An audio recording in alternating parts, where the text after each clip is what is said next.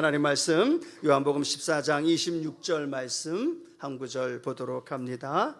요한복음 14장 26절 말씀 함께 고백합니다.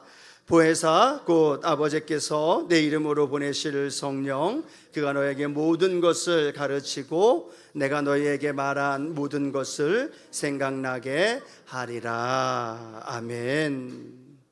오늘 성령님과 동행하기 마지막으로 함께 말씀을 나누기를 원하는데요, 신뢰하라라는 제목으로 함께 하나님 말씀을 나누기를 원합니다. 함께 따라 고백할까요? 성령님을 신뢰하며 삽시다. 옆에 계신 분하고도 고백하고 싶으시죠? 한 번 더 옆에 계신 분하고 고백할까요? 성령님을 신뢰하며 살아갑시다. 한 번 더 고백합니다. 성령님을 신뢰하며 살아가기를 바랍니다. 여러분, 성령님과 동행하는 것만큼 행복한 일은 없습니다. 성령님과 동행하고 성령님과 친밀한 교제 안에 살아가는 것만큼 능력이 없습니다. 왜냐하면 성령께서 우리에게 동행하시며 우리에게 필요한 은사로 세상을 이기게 하시고 또 복음을 전하며 증인되어지는 삶으로 우리를 인도해 주십니다.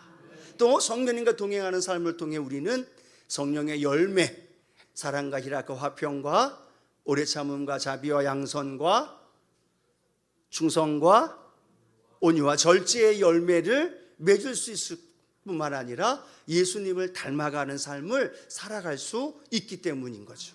우리 힘으로는 절대 할 수 없습니다. 그런데 성령님이 우리와 동행하면서 우리 삶에 열매 맺게 하시고 필요한 은사 주시고 필요한 삶의 연장 안에 우리를 돌보시고 함께 하시면서 날마다 풍성한 승리의 삶으로 우리를 인도해 주시기 때문에 성령님과 동행하는 삶을 살아가는 것만큼 중요한 건 없다라고 우리가 고백할 수 있어요. 그래서 성령님과 동행하는 삶을 우리가 한 2달여 남짓 함께 말씀을 나눴습니다. 성령님과 동행하는 가장 첫 번째 방법은 성령님이 나와 내 안에 함께하고 계시다는 사실을 늘 의식하는 겁니다.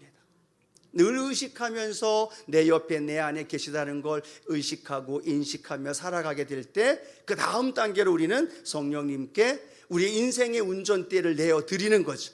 그게 무엇이라고 표현했어요? 인정하는 거다라고 말씀을 나눴어요. 의식하는 것만이 아니라 내 삶의 운전대를 성령님께 내어드리면서 성령님 내 삶을 인도해 주옵소서, 나의 삶의 주인 되시고 내 삶을 붙들어 주십시오 라고 성령님을 인정하는 것.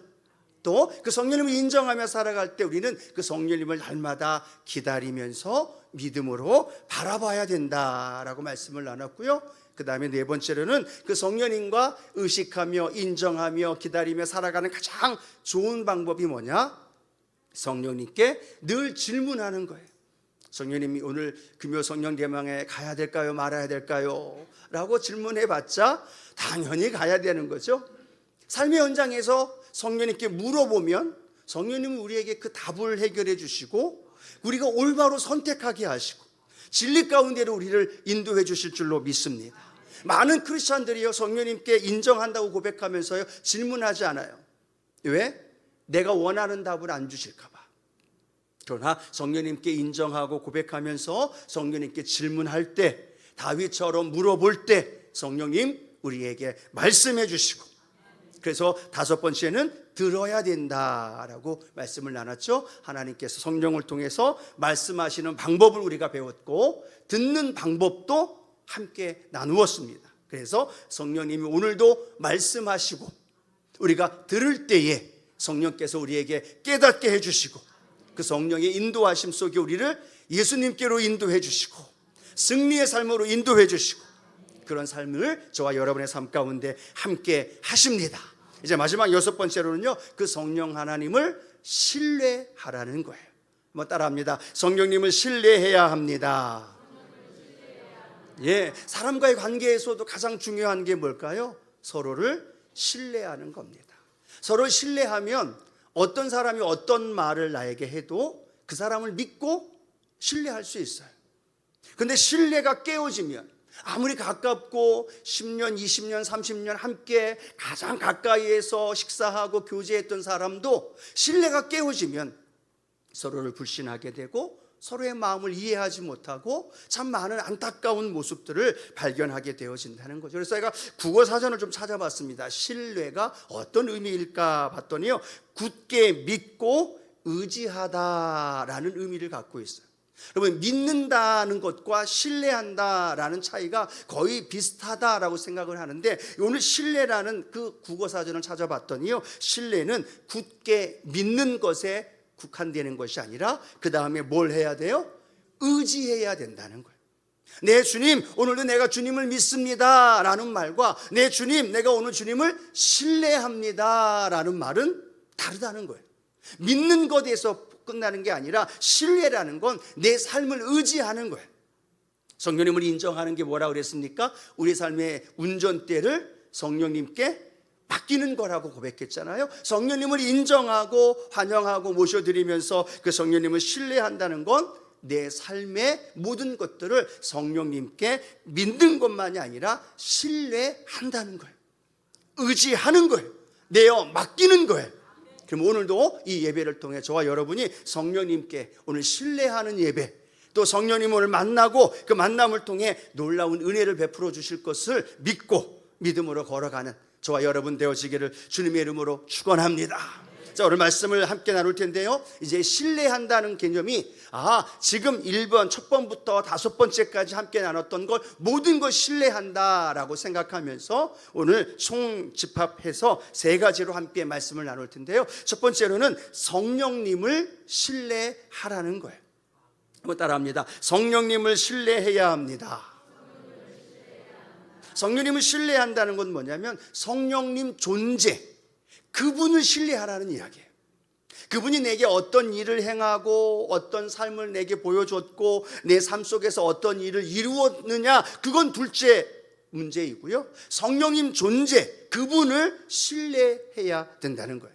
천지를 창조하실 때 성령님은 성부 하나님과 성자 예수님과 함께 선지 창조에 함께 하셨던 분, 수많은 구약에 나와 있는 사람들 통해서 성령의 능력을 주셨고, 때로는 그런 삼손에게도 역사하셨고 다윗에게도 역사하셨고 수많은 믿음의 사람들에게 역사하셔서 그들을 통해서 하나님의 놀라운 일들을 행하셨던 성령 하나님, 또 그 성령 하나님이 신약에 와서는 예수님과 함께 그 사역하시면서 예수님을 부활하게 하시고 승천하게 하셨고, 더불어서 예수님과 함께 이 땅에서의 사역을 이루셨던 그 성령님이 오늘도 저와 여러분과 교회와 함께 하시면서 영원히 우리와 함께 동행하시는 그 성령님의 존재, 그분을 신뢰할 수 있는 은혜가 있게 되기를 축복합니다. 오늘 요한복음 14장 16절 말씀이죠. 함께 같이 고백합니다. 내가 아버지께 구하겠으니 그가 또 다른 보혜사를 너희에게 주사 영원토록 너희와 함께 있게 하리니 라고 말합니다. 여러분, 오늘 본문 요한복음 14장 16절 이렇게 기록합니다. 내가 아버지께 구하겠으니, 내가는 누구를 의미할까요? 예수님을 의미합니다. 성자 예수님이 아버지께 구하겠대요. 어떤 아버지? 성부 하나님 아버지께 구하겠다는 거예요. 그러면 성부 하나님께서 응답하셔서 또 다른 보혜사를 너희에게 주신다라고 말하는 거예요. 그러면 성령님이 이 땅에 오셔서 교회와 함께 하시고 저와 여러분과 함께 하시고 오늘 이 자리에 함께 하시는 줄로 믿습니다. 그 일을 이루기 위해서 성자 하나님 예수님께서 하나님께 구했고, 하나님은 그 기도를 들으시고 우리에게 보내주셨고, 즉 성령님이 우리와 함께 하시는 존재적인 그 하나님으로 함께 하기 위해서 삼위 하나님이 함께 일을 행하셨다는 거예요.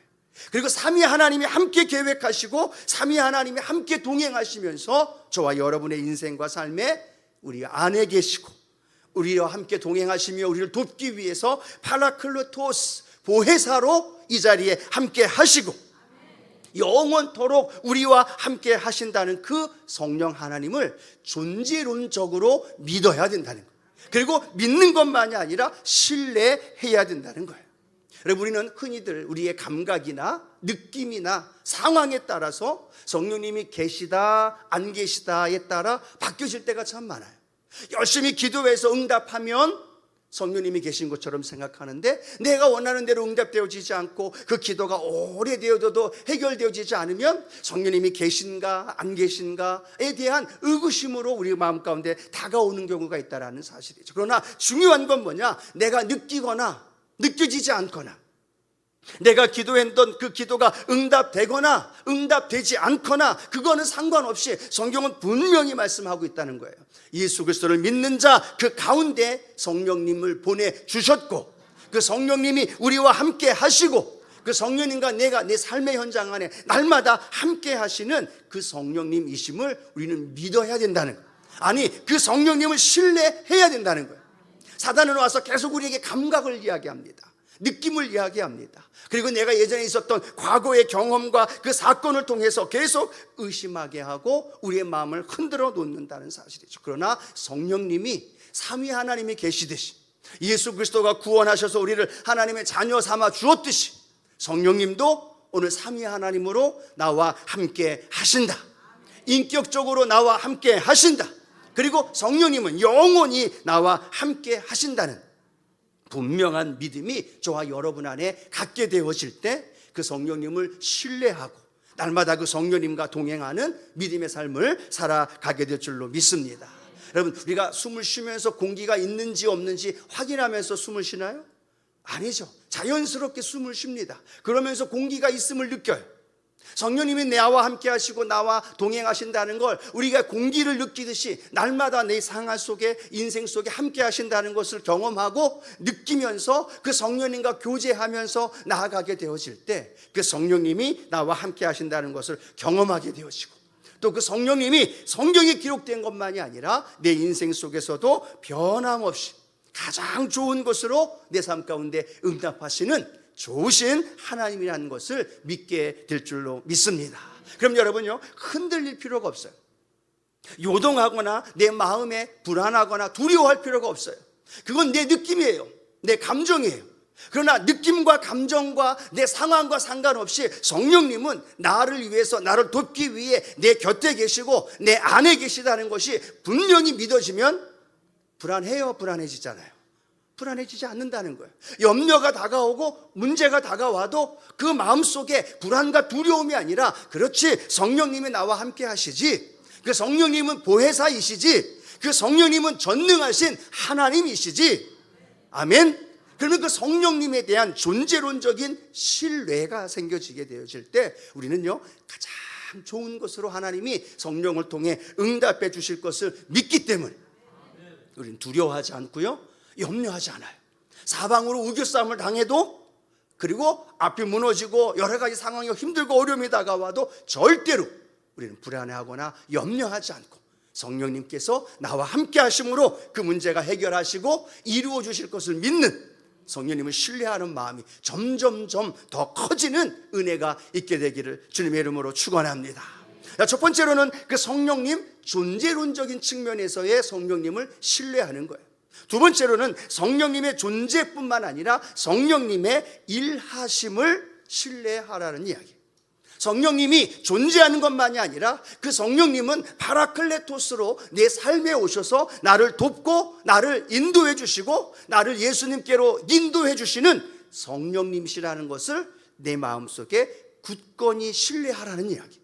자, 그 신뢰하는 그 놀라운 성령님이 일하심을 어떻게 성경은 우리에게 말씀하고 있느냐? 누가복음 4장 18절 19절에 예수님을 통해 성령님이 일하셨던 모습을 우리에게 설명하고 있죠. 함께 읽어봅니다. 주의 성령이 내게 임하셨으니 이는 가난한 자에게 복음을 전하게 하시려고 내게 기름을 부으시고 나를 보내사 포로된 자에게 자유를, 눈먼 자에게 다시 보게 함을 전파하며 눌린 자를 자유롭게 하고 주의 은혜의 해를 전파하게 하려 하심이라 하였더라. 아멘.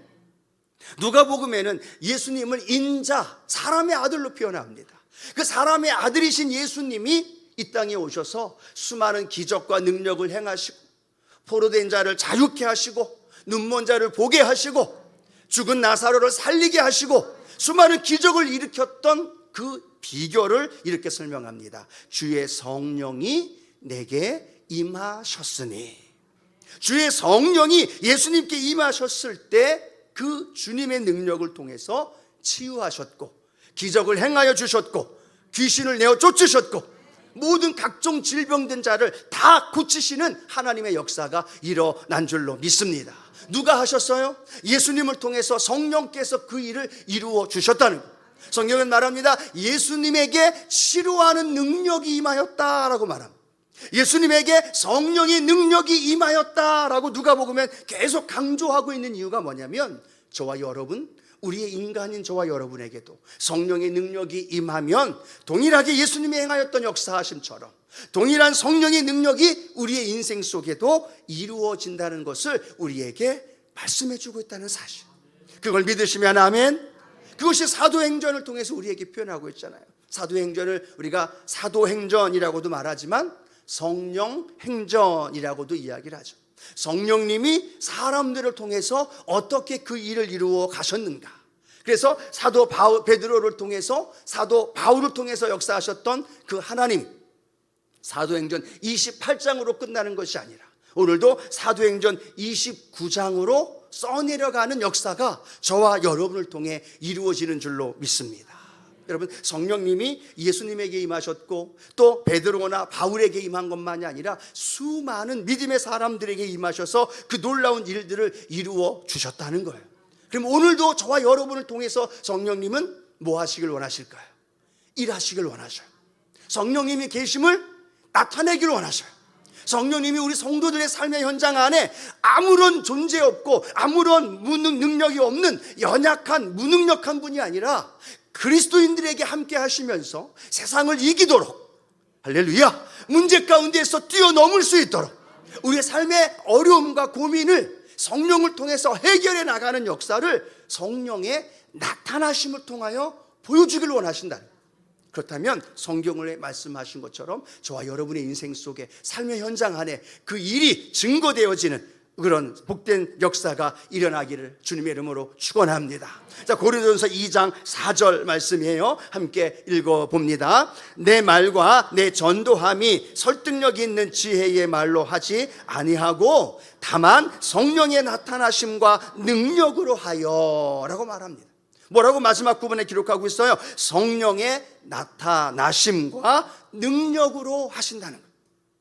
성령님이 오늘도 저와 여러분 하나님 앞에 나와 예배하는 저와 여러분에게 나타나신다는 거예요. 그리고 그 능력으로 우리 가운데 좌정하시고 함께 하신다는 거예요. 그리고 이 예배 안에서 저와 여러분 삶의 현장에서 문제와 어려움 속에 절망 속에 있을 때 무능력한 성령님이 아니라 성령의 나타나심으로 말미암아 많은 사람에게 성령께서 보혜사가 되어주시고 능력자가 되어주시고 우리를 위로해 주시고 우리를 만져주시는 놀라운 성령님으로 오늘도 일하고 계시다는 사실. 그래서요, 성경에 보면 보혜사라는 말 헬라어로 뭐라고 말씀 나눴어요? 입술로 이렇게 고백하지 않으면 멍멍멍멍하고 뭔지 잘 정확히 몰라요. 파라클레토스. 한번 따라합니다. 파라클레토스. 보혜사의 뜻이 헬라어로 파라클레토스라는 뜻을 갖고 있어요. 이 파라클레토스를 영어로 이렇게 해석할 때는요, 이 영어의 단어가 어떤 단어냐면요, 위로자라는 뜻을 갖고 있어요. 또 그 파라클레토스라는 그 의미 안에는 상담자라는 카운셀러라는 의미도 포함되어 있어요. 어떤 성경에 번역할 때요, 힐러로도, 때로는 헬퍼로도, 때로는 티처로도, 때로는 중재자로도 성령님을 우리 가운데 깨닫게 하시고 알게 하신다는 거예요. 왜 성령님을 보혜사, 파라클레토스 뿐만 아니라 그 안에 성경으로 번역할 때 카운슬러와 중보자, 위로자, 힐러, 티처, 우리에게 모든 걸 가르쳐 주고 있을까요? 성령님이 오늘도 그 일을 통해서 저와 여러분에게 나타나신다는 거예요. 저와 여러분의 삶의 현장 안에 능력으로 함께 하신다는 거예요. 그걸 믿음의 사람들이 받아들이고 믿음으로 고백하게 되어질 때 성령께서 저와 여러분의 삶의 현장 안에 나타나시게 되시고 능력으로 역사하시고 그 일을 오늘도 행하여 주시는 놀라운 능력이 저와 여러분 안에 함께 하실 줄로 믿습니다. 오늘도 여러분 이 예배 안에서 성령께서 여러분을 만져주실 거예요. 성령이 여러분의 마음을 위로해 주실 거고 지치고 힘든 자들에게 위로함과 앞길을 알 수 없는 분들에게 카운셀러가 되어주시고 또 가이드가 되어주시는 거예요. 왜요? 성령님이 성경을 통해서 지금까지 그 일을 하고 계시고 오늘도 그 일을 우리 순복음의 성도들을 통해 행하고 계시고 그 일을 사모하는 이들에게 성령님은요 행하여 주시는 성령 하나님이 오늘도 그 신뢰하는 저와 여러분에게 믿고 신뢰하며 맡기는 여러분에게 그 놀라운 역사가 일어나게 될 줄로 믿습니다. 자, 마지막 세 번째로는요 성령 하나님에 대한 존재 또 성령님이 행하시는 일들을 신뢰하는 거예요. 세 번째로는 성령에 대한 말씀을 신뢰하자라는 겁니다. 성령님에 대해서 우리가 알 수 없는 한계가 있을 거예요. 내가 성령님의 일하심을 경험하는 것이 한계가 있을 거예요. 그런데 놀라운 건 성경에 보면 성령님이 행하신 놀라운 역사들이 성경을 통해 계속 기록해 있다는 사실. 천지 창조부터 시작해서 요한계시록까지 각 권마다 수없이 많이 성령님이 일하고 계시다는 사실을 우리에게 보여주고 있다는 거예요. 그러면 그 말씀이 내가 믿어지고 그 말씀을 신뢰하면 그 말씀을 통해서 내 삶이 어떻게 되어지느냐? 그 말씀대로 내 삶에 이루어지는 줄로 믿습니다. 그 말씀을 내가 믿습니다 라고 고백하면, 그 말씀을 내가 신뢰합니다 라고 고백하면 그 말씀이 내 삶의 현장 안에 그대로 이루어진다는 것. 그래서 성경을 통하여 저와 여러분에게 말씀해 주시는 놀라운 은혜가 오늘 성령을 통해서 저와 여러분 안에 함께 하십니다. 특별히 우리 성령과 연결되어 있는 사도행전 1장 8절 말씀 잘 아시죠? 같이 한번 우리가 고백할까요? 사도행전 1장 8절 말씀입니다. 오직 성령이 너희에게 임하시면 너희가 권능을 받고 예루살렘과 온 유대와 사마리아와 땅끝까지 이르러 내 증인이 되리라 하시니라. 아멘. 이 말씀이 예수님이 제자들에게 하신 말씀이에요. 그런데 그건 1차적인 말씀이죠.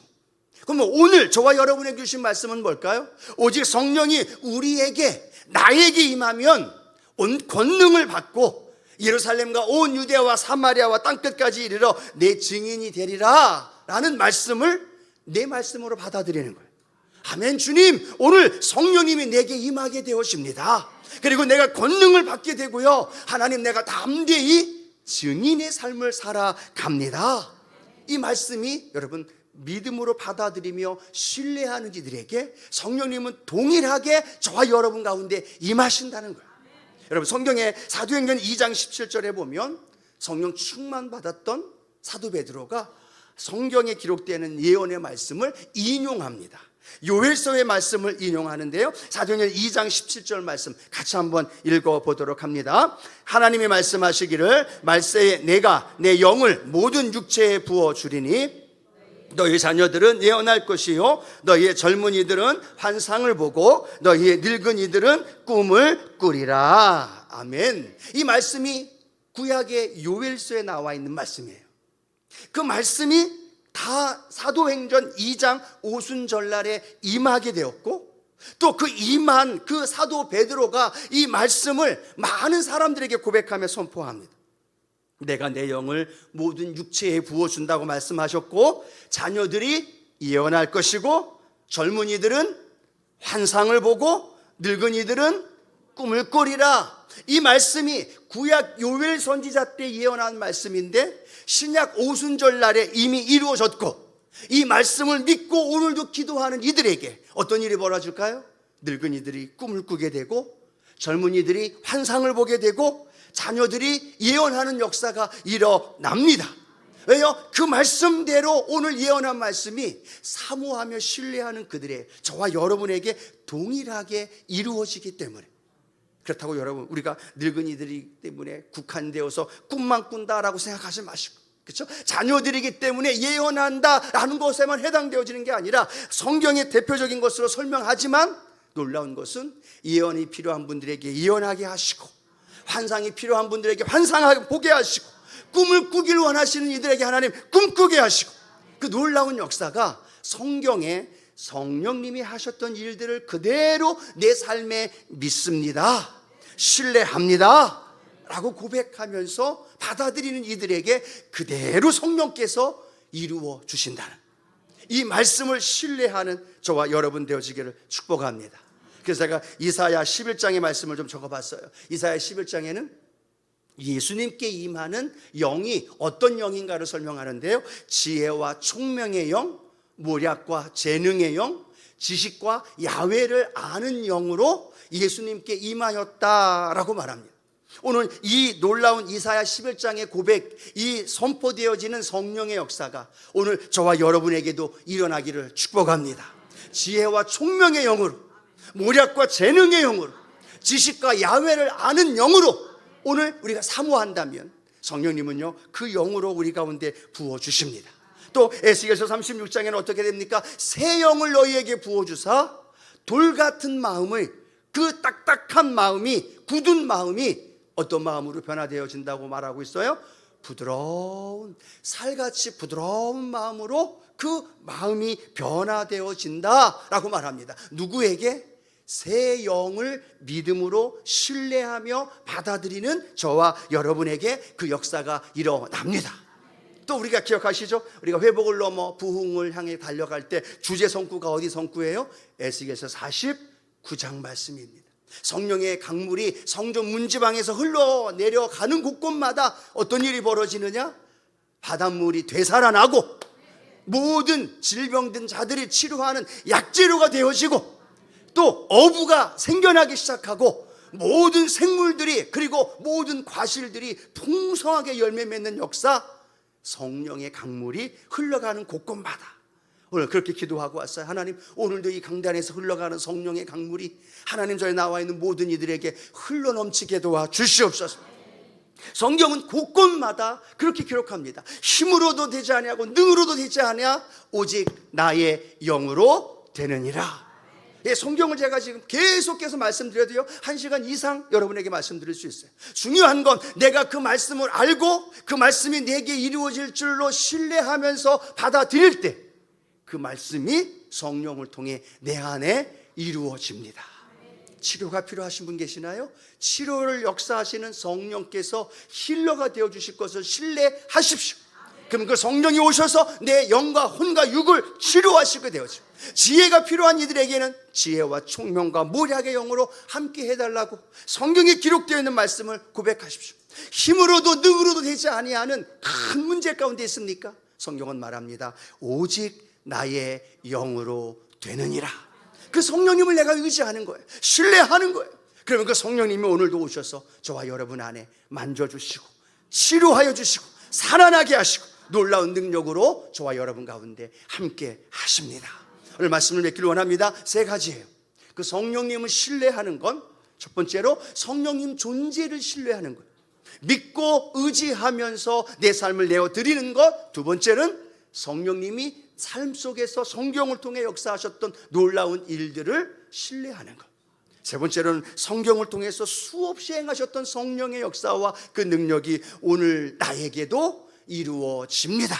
왜요? 그때 그 성령님이 오늘 이 자리에 우리와 함께 하십니다.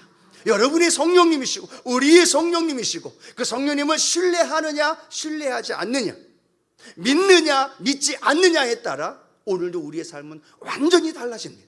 똑같은 성령님을 모시고 살아가지만 어떤 사람은 그냥 모시는 사람으로 살아가는 사람이 있는가 하면 그 성령님의 역사하심을, 성령님의 나타나심을 늘 체험하면서 능력 있는 삶을 살아가고 있고, 또 성령님과 동행하면서 세상을 이기는 삶을 살아가고 있다는 거는 오늘 우리 순복음의 성도님들, 우리 성령님의 신뢰하면서 마음껏 성령님이 우리를 통해 일하시고 역사하시고 오늘도 치유하시고 기적을 행하시는 그 성령 하나님 바라보며 나아가는 우리 믿음의 성도님들 되어지기를 주님의 이름으로 축원합니다.